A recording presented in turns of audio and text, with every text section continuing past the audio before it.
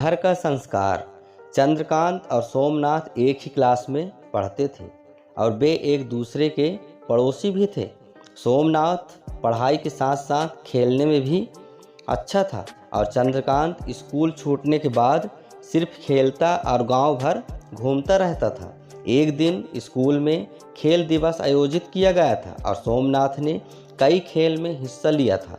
चंद्रकांत ने खेल दिवस पर कोई भी खेल में हिस्सा नहीं लिया था। वह सिर्फ अपने दोस्तों के साथ ग्राउंड पर दूसरे छात्रों का मजाक उड़ाता रहता था। अगले दिन स्कूल में प्राइज वितरण समारोह हुआ। सोमनाथ ने कई इनाम जीत लिए थे। चंद्रकांत को कई घंटे बेंच पर खड़ा किया गया। चंद्रकांत ने यह बात अपनी माँ को बताई।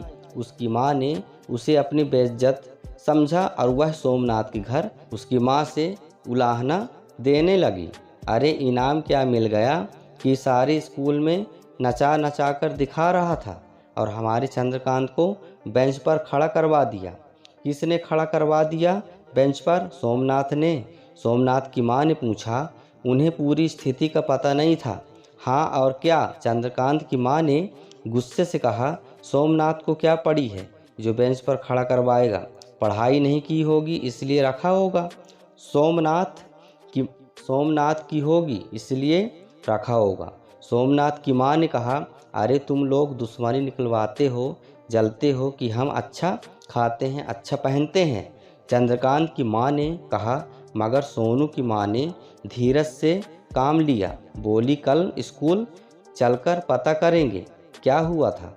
मैं देख लूँगी एक एक को। स्कूल के मैनेजर से कहकर उस मास्टरनी को न निकलवा दिया तो कहना।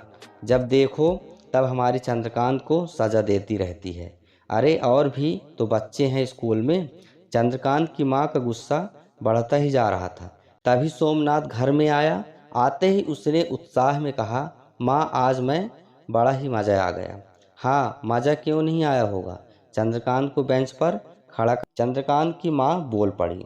सोमनाथ सहम आ गया। उसे यह पता था कि चंद्रकांत को बेंच पर खड़ा किया गया था। वह धीरे से बोला। चाची चंद्रकांत 2 दिन से होमवर्क नहीं करके जा रहा था इसलिए उसे सज़ा मिली है। मैंने कहा मेरी कॉपी से उतार ले, वह नहीं करता। हाँ तू तो बहुत तेज है, देख लूँगी सब। कहती हुई वह चली गई। सोमनाथ की माँ चंद्रकांत की माँ को देखती रह गई। फिर उन्होंने सोमनाथ के सिर पर हाथ फेरते हुए कहा। चल बैग रखकर हाथ मुंह धो ले। स्कूल से इतनी देर क्यों आया है? माँ देखो मुझे कितने सारे इनाम मिले हैं। सोमनाथ अपने इनाम अपनी माँ को दिखाते हुए बोला। वो कहते हैं ना संस्कार घर से ही आते हैं। दूसरों को दोष देने से पहले खुद को देखें।